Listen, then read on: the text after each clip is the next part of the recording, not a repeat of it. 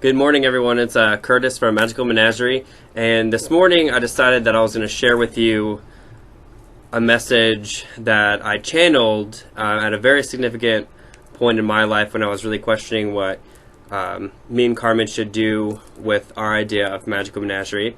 And since Spirit Speak is the name of our channel, this is a really fitting video to do about real messages and real things that I've discovered through my practice.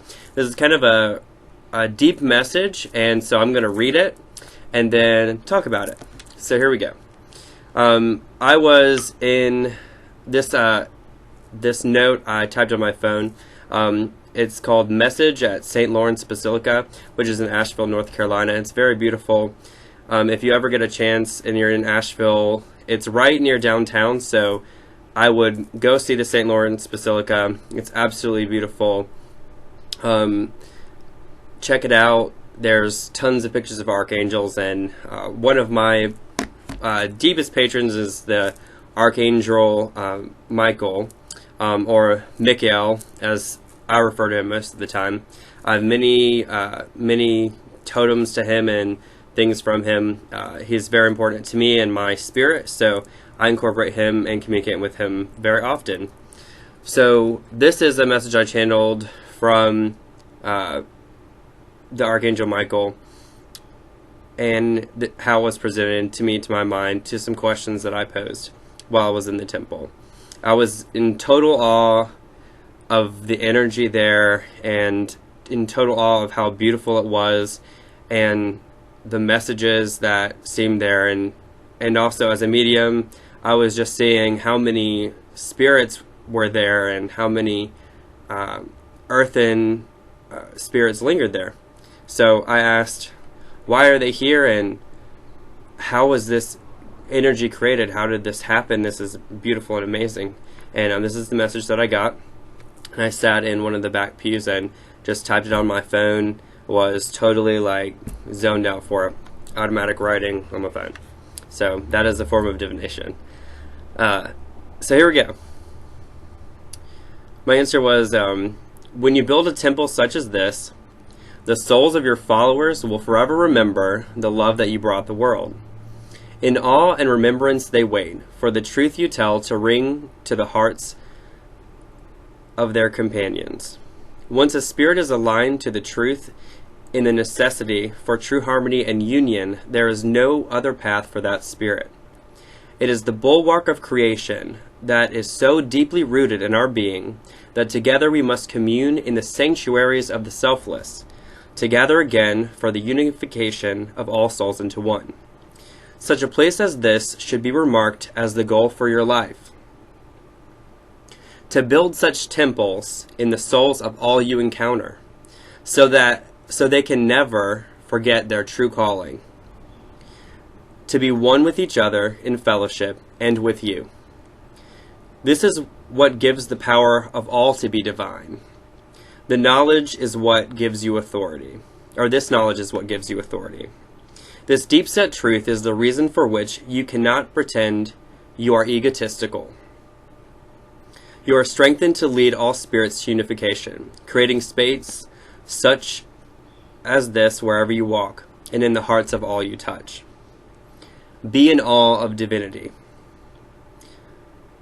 So that was the message to me from Saint Michael, or the Archangel Mikhail. And as I said before, it was the question that I posed about, wow, this is overwhelming.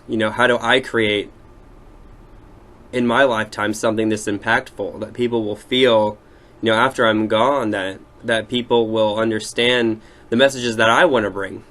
And I was struggling at a point in time with feeling like everything that I said was coming from, a place of my experience and my ego. And while I have a really deeply rooted spiritual practice, and while I am, very humble towards the messages that I get, and I try my best to be as discerning as possible and to be as genuine as possible, it's hard sometimes to make sure that you come out with something pure. And my biggest concern about being a religious leader or becoming a religious icon, I don't really want to be put on a pedestal, and I don't want that. I want what's at this basilica, which is spirits want to be here because they feel understood and they understand each other. It's mutual.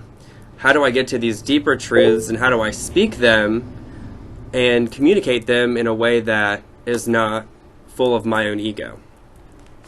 So the answer was, as I just said, and one of the things that was touched on is that the knowledge of the importance of you being you and having your message, and knowing that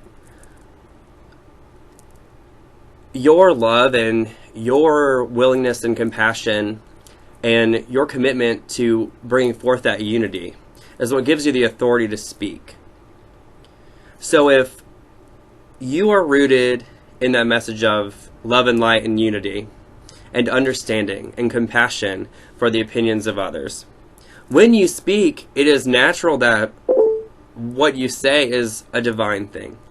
And it's important to understand when you're not feeling empowered and when you're feeling that you don't have a message to give and you don't have something to say, even in the smallest way, and even in a small hello, it's important for you to hold your space and keep it as divine.